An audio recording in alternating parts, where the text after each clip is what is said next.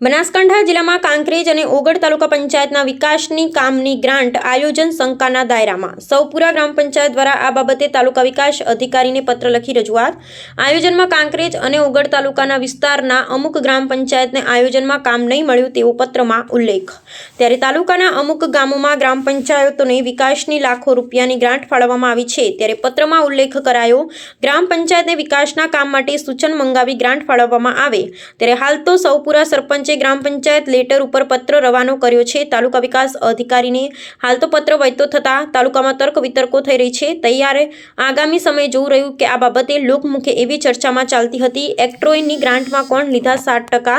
આ તાલુકાના આગેવાનો અને અધિકારીઓની તપાસ થાય તો ઘણું બહાર આવે તેવી લોકમુખે ચર્ચા થતી હોવાનું સાંભળાઈ રહ્યું છે।